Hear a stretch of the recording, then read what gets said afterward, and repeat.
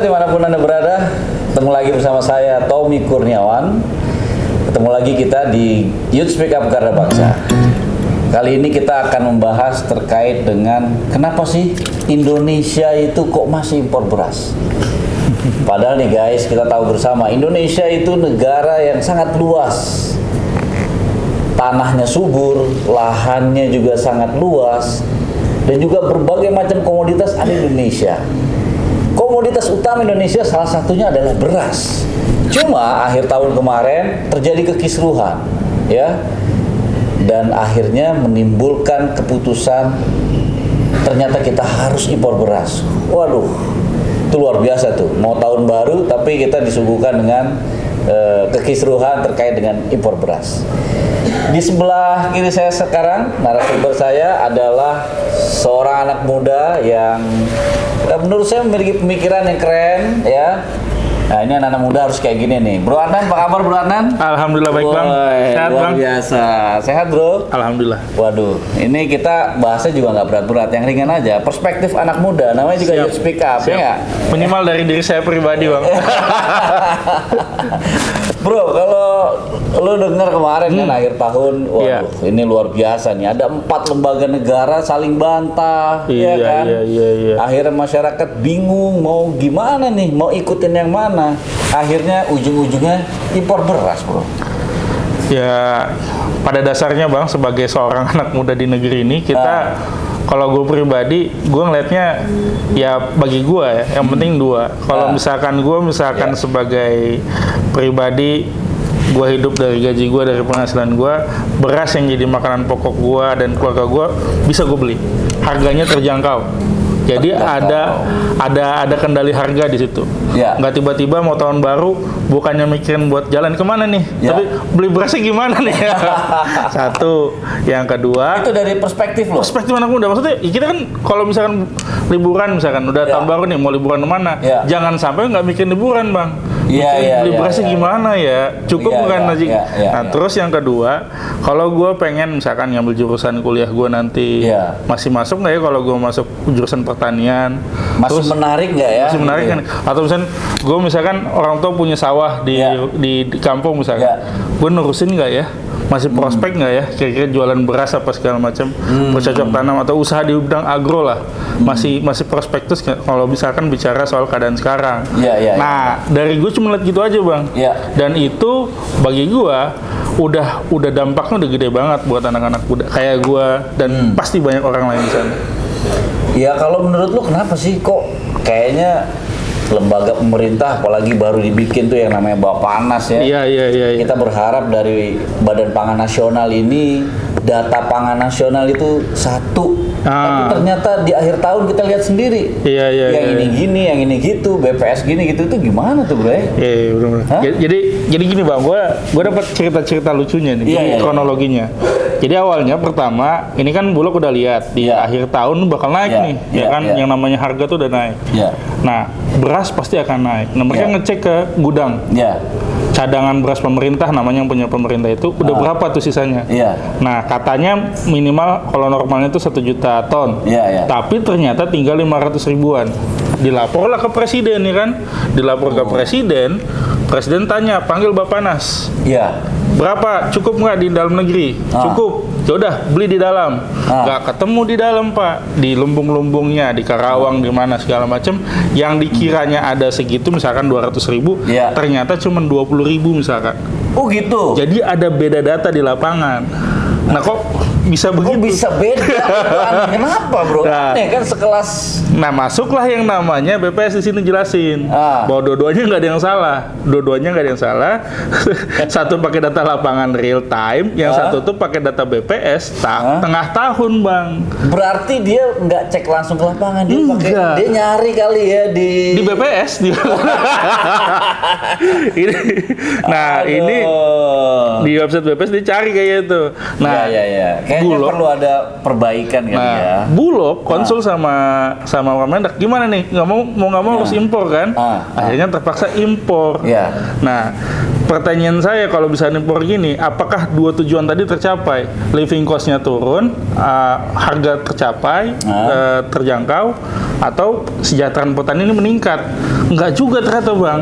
Iya. Karena belum tentu juga masuk istilahnya di barang langsung ke Indonesia. Karena saya dengar nggak langsung ada ratusan ribu masuk, tapi bertahap. Yang kedua, duit yang harusnya dibeli pakai uang pemerintah di Bulog itu nggak ke petani kita. Jadi petani yang depan itu nggak dibeli sama Bulog, tapi dia beli dari luar kan, udah pasti nggak naik kan, pemasukannya berkurang. Nah yang saya pahami di situ, ini nggak tercapai nih dua tujuan akhir tadi. Nah sebagai anak muda, gue makin melihat, ya makin nggak prospek dong kita hidup di negara yang. Nah menurut lo ya dari perspektif anak muda, seharusnya lembaga ini gimana sih? Kok kayaknya apa ya saling ada kayak ego sektoral gitu ya? Sebenarnya pure bang, nggak bisa disalahin juga sih. Gua ngeliat emang udah menjalankan tupoksi masing-masing.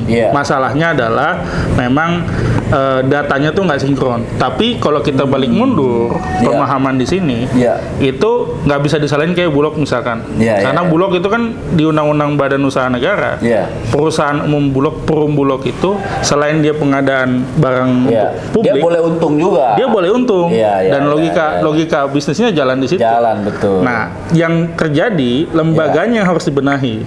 Ini Bappenas ini bang, ini kan baru turunannya Cipta Kerja juga. Jadi dia itu diambil dari Badan Ketahanan Pangan Kementan. Diambil pindahin ke atas langsung di bawahnya presiden. Jadi bisa dibilang ini belum siap juga sebenarnya ya. Belum, karena memang awalnya itu memang digunakan di Kementan itu untuk rencana jangka panjang. Makanya yang dikeluarin sekarang bang sama Bappenas itu semacam rencana distribusi untuk operasi pasar sepanjang tahun. Karena memang itu yang bisa dikeluarkan sama teman-teman. Tapi mereka pakai sistem nggak sih? Atau mereka hanya berdasarkan laporan dari daerah-daerah terus dikumpulkan dalam sebuah kertas, atau mereka sudah by sistem ini yang bisa online, yang bisa live gitu kan? Sekarang zaman digital nih. Bicara dari kenyataan yang tadi kelihatannya belum kan bang. Nah jadi maksudnya mungkin gini bang. Jadi datanya nggak real time ya. Dan juga Bappenas ini kan dulu diambil dari ketahanan pangan, BKP-nya Kementan. Ada tugas lain bang selain operasi pasar ini, penganjuran operasi pasar, tapi diversifikasi pangan. Jadi kita mundur selangkah, terus kita bertanya kenapa sih sampai harus ini pangan, karena kita komoditas banyak. Walaupun bisa ada opsi lah ya. Iya, walaupun kita semua di sini di Jawa misalkan makannya beras, mungkin di Papua nggak semua makan beras. Betul. Jadi diversifikasi pangan harus terjadi. Jadi kita step back ke belakang, ternyata Bappenas mungkin belum efektif juga di situ. Nah, jadi memang masih ada kekurangan-kekurangan ya. Betul. Nah, gue setuju bang nih. Kebetulan gue dulu kuliah di Hukum Tata Negara. Perspektifnya itu ini harus diubah dari tata negaranya. Jadi gue setuju sama usulannya Caimin awal Desember lalu itu. Kementan tuh digabung sama Kemendes aja. Wah cocok tuh bro. Cocok ya bang. Cocok banget. Gue setuju banget sama ide itu. Iya. Kita berkaca deh, gak usah jauh-jauh. Dari dua negara ya. Ada negara pertama, negara Malaysia. Negara kedua, negara US, Amerika Serikat. Malaysia itu Anwar Ibrahim yang baru nih bikin kementerian. Dia kan menjabat Perdana Menteri merangkap Menteri Keuangan. Nah, wakil Perdana Menteri satunya, timbalan itu Menteri Desa. Jadi apa tuh kayak gitu ya? Karena emang di depan bang, agraris sama-sama agraris dia sadar, wah harusnya di depan nih. Jadi bukan di belakang. Bukan menteri level tier 3, tier 1 bang. Benar. Itu yang pertama. Karena mayoritas Indonesia itu adalah desa. Desa agraris. Ada 70.000 desa kan bang. Betul. Terus yang kedua, dia tuh dipisah bang, Kementerian Pertanian sama Perladangan. Jadi kebun itu, perkebunan itu wakil Perdana Menteri kedua. Iya. Baru ada lagi nanti Menteri Pertanian dan Pangan. Waduh. Jadi ada 4 pertanian yang ngurusin masalah desa dan pertanian. Lu sampai merhatiin negara orang ya? Negara sendiri nggak lu perhatiin? Perhatiin bang. Makanya gue tahu Jadi cerita-cerita gini, nih. kita nanti malah ngobrolinnya jauh. Ini nggak ngobrolin impor beras nih. Kita back to laptop. Oh, iya. Ngobrolin impor beras. Menurut gua nih apa yang gua lihat sekarang, apa yang kemarin terjadi gitu ya. Wah, kekisruhan ini ternyata tadi seperti lu bilang, ini kok kayaknya nggak membuahkan hasil. Faktanya ya, menurut Pusat Informasi Harga Pangan Strategis, per hari ini itu harga beras malah naik, bro. Nah itu bang. Jadi Iya kan? Jadi gimana sih? Jadi pemahamannya harus ditarik ke sebelumnya diproduksinya. Iya. Jadi kalau menterinya ibaratnya kementeriannya benar-benar di bawah desa, Iya. ibaratnya urusan pertanian ini di bawah desa, dia bisa menggunakan Kemendes Iya. alat-alat bumdes Iya. untuk bertindak. Memproduksi beras. Betul, fokusnya di shift ke situ bang. Iya. Jadi dilawan itu potongan. Jadi lu bisa bilang ada salah satu kementerian nih nggak beres juga nih nanganin produksi beras nih. Nah, sehingga bisa terjadi kayak gini. Kenapa mereka bikin begitu bang? Si Malaysia bikin begitu? Karena mereka maunya nurunin living cost, nurunin harga, saking segitunya. Karena di kita inflasi nggak tinggi, 3%-an. Di mereka lumayan. 5%. Ya, tapi nggak tinggi kan? Nggak kayak Inggris, nggak kayak apa. Tapi Malaysia lebih tinggi. Iya. Makanya isu besar tuh kenapa harga nggak turun segala macam. Kita kenanya di beras bang. Tahun lalu Malaysia kenanya di telur. Akhir tahun. Kita kena juga tuh tengah tahun. Tapi tengah tahun, mereka akhir tahun. Nah, kalau Amerika ini baru persejahteraan pangan. Iya. Dia digabung bang, Kementan sama Kemendes, tapi leadnya Kementan.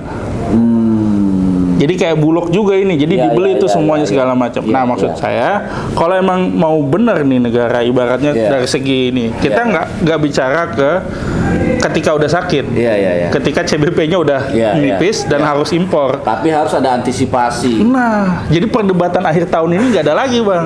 Anak muda kayak gue bisa fokus. Kita abis ini mau kemana ya? Ke Bali apa? Ya nggak? Kayak gitu kan bang. Bukan hanya masalah terkait dengan impor ini, ternyata udah impor, harganya juga naik tetap. Bahkan di di provinsi lain itu bahkan sampai ada yang 16.000 bro. Buset, itu gimana? Makanya ini kan menjadi sesuatu yang sangat memalukan lah ya. Jadi kita ini sebagai anak muda kok mikirnya bahwa kenapa sih kok mereka melakukan itu? Apa yang sebenarnya salah? Iya, gitu ya. Nah tadi kan kita Bro Adnan udah banyak menyampaikan pikiran-pikiran bahwa beginilah begitu ya, harus dilebur 2 kementerian sehingga mungkin memperpendek birokrasi. Katanya kan mau reshuffle bang, kan nyari orang bagus susah. Ya udah langsung aja. Iya. Gak usah, kan udah ada menteri desa yang bagus. Iya. Itu makanya aja. Momentum ini kita sebagai anak muda ini bersuara bahwa hey, come on gitu loh. Teman-teman yang ada di sana yang kira-kira mengatur kebijakan, terus kemudian ada lembaga-lembaga yang sangat banyak ini, jangan hanya memikirkan ego sektoral. Betul. Ya kan? Nggak parsial. Jadi mungkin udah dibikin ya perencanaan yang sangat matang, roadmap-nya ada, tapi implementasinya mungkin masih minim. Belum. Iya kan? Masih Selalu belum. terjadi seperti itu. Contohnya kenapa? Gimana? Kalau nggak salah, menurut data, ya itu harga beras antara Indonesia dengan negara Vietnam, Myanmar gitu, itu kita tuh mahalnya 2 kali lipat loh bro. Kan berarti ada yang salah nih. Jelas. Iya kan? Iya. Terus yang gue dengar lagi juga katanya masalah kualitas juga memang masih di bawah atau ya masih bersaing lah ya. Gue juga nggak mau bilang bahwa beras Indonesia ini nggak bagus. Beras Indonesia bagus. Cuma menurut gue ini harus ada yang mengurai permasalahan ini. Kenapa ini bisa jadi mahal? Apakah di hulunya, di petaninya, ataukah di rantai pasoknya, ataukah di kebijakannya, dan juga lain sebagainya. Ini permasalahan menurut gua nggak simpel sih. Ya cuman kan di sini kita anak-anak muda ini ingin bersuara. Iya. Ingin sampai kapan ya anak muda nggak peduli. Kita ingin dengan Youth Speak Up ini anak-anak muda yang lain juga ini lama-lama bersuara terkait dengan hal-hal yang menurut kita ini nggak beres nih. Tapi juga kasih solusinya. Nah menurut lu gimana nih bro? Solusinya bang? Menurut lu gimana? Ya ini pandangan kita lah. Sebab paling mendasar harga bisa naik itu kan rantai pasok bang. Iya. Jadi misalkan gua tangan pertama bang, tangan kedua harga naik tuh kan. Iya. Lalu ke end user pasti naik 2 kali lipat. Sementara sebenarnya sebagai customer itu bisa langsung potong ke petani ibaratnya. Nah menurut gua anak-anak muda di seluruh Indonesia itu bisa dengan cara ya langsung potong aja bang jalurnya bang. Langsung datang ke daerah-daerah, bikin kelompok tani, bikin koperasi-koperasi tani yang bisa membantu. Kalau dalam hal ini sebenarnya itu motong harganya. Tapi belum tentu mau ngatasin masalah yang lain kayak kesejahteraan petani gitu-gitu belum. Tapi intinya ngurangin harga lah. Karena foto mungkin 8 kali itu bang pindah tuh bisa 16.000 tuh. Saya nggak bisa 16.000. Atau jangan-jangan 50% itu naiknya. Jangan-jangan. Ini ada sebuah perusahaan besar yang menghasilkan beras. Ini berasnya ditimbun nih gitu. Nunggu harga naik gitu. Cara nggak kira-kira gitu ya? Mungkin ya kita nggak tahu juga. tapi bang sangat mungkin kita ngelawan itu dengan tadi distribusi usaha itu dalam bentuk bumdes atau digitalisasi menjadi solusi nggak sih? Bisa, tapi jadi petani langsung jual. Bisa, tapi harus ada kesepakatan terutama di level pemerintah ya bang ya. Jangan nanti udah berjalan digitalisasi, inisiatif ini berjalan nggak diakuin, akhirnya aja jalan sendiri, datanya jalan sendiri, beda sendiri. Tetap harus ada konektivitas, lebih ke konektivitas itu sih bang. Jadi sepakat ya kita bahwa ternyata memang masih banyak sekali permasalahan yang perlu diperbaiki. Betul. Mulai dari rantai pasoknya, terus juga mulai dari hulunya. Dan kalau nggak salah dengar nih gua, sekarang anak-anak milenial, terus juga utamanya generasi Z nih nggak ada yang mau jadi petani nih bro. Nggak ada bang. Ada mau petani nggak prospek. Kelihatannya gini, kayaknya yang dimaksud petani itu lebih ke ini bang, petani kayak apa ya, kayak gambaran kita umumnya ya, macul tanah gitu-gitu segala macam. Kalau mereka suruh bikin hidroponik ya seneng-seneng aja tuh, usahain. Pertanian kota ya, modern farm ya. Nah, tapi pertanian kota, vertical farm itu kan bukan untuk pangan industri besar, dia lebih ke gaya hidup. Nah, gaya hidup anak-anak kekinian di kota itu nggak bisa ngasih makan seluruh Indonesia. Nah, maksudnya memang di sini harus ada di situ kepastian dari pemerintah. Lu tanam, gue beli ya. Nah, yang mereka begitu bang. Kenapa kalau kita lihat sinetron US itu serial itu? Penggemar sinetron tuh ya. Yang serial. Kan sinetron juga bang. Di Netflix apa gitu. Itu kan dia, kok petaninya kaya-kaya ya. Peternaknya punya lahan luas, mobilnya bagus-bagus. Bro, gua ke Kolombia bro. Kan hampir sama ke Indonesia. Petaninya di sana kaya-kaya. Iya bro. Nah itulah bang, kenapa bisa begitu? Karena pemerintah beli barang mereka dulu kan. Bukan cuma itu, kelihatannya sistem dagangnya lebih baik menurut gua, sistem distribusinya juga lebih baik. Iya kan? Menurut gue nih, menurut gue. Dan itu waktu itu ya gue denger lah dari beberapa teman yang mereka memang itu faktanya di sana kayak gitu kan. Kolombia itu mirip sama Indonesia. Iya. Tanahnya subur gitu. Hasil taninya juga bagus tuh.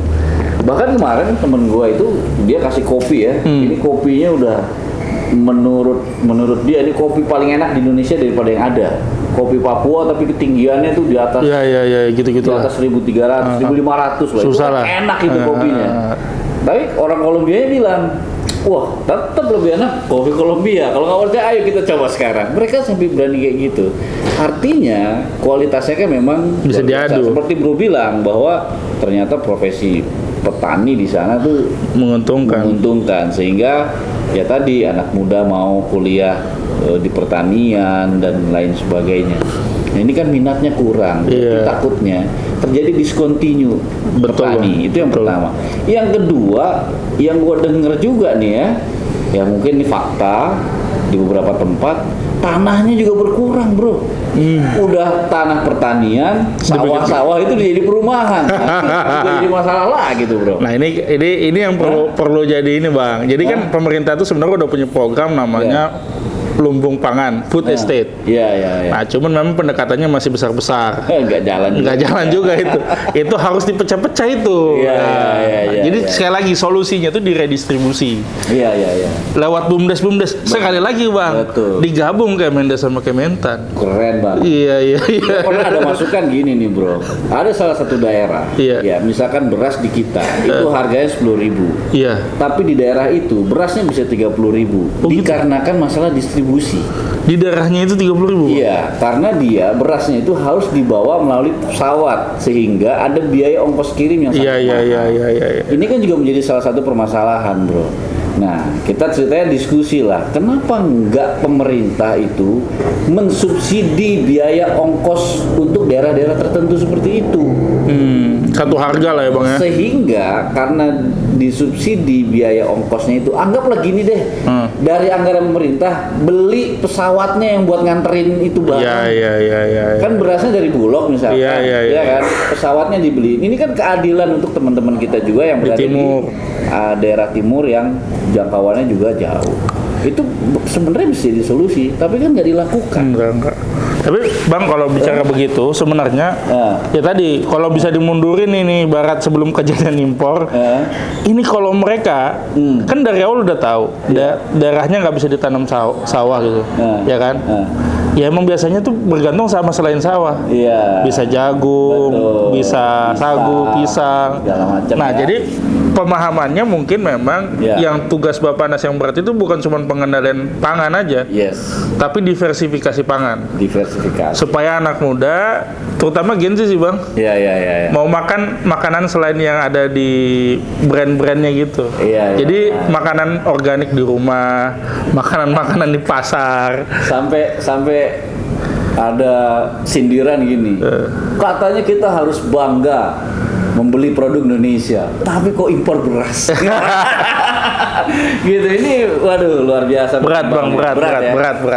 Ya mungkin di sini ada yang bilang kita ini berdua so tahu nih asal ngomong, tapi paling tidak kita berani bersuara dan kita tunggu anak-anak muda yang lain bersuara terkait dengan permasalahan-permasalahan yang ada. Karena kalau kita tidak bersuara, sampai kapan kita mau diam? Bener nggak bro? Betul.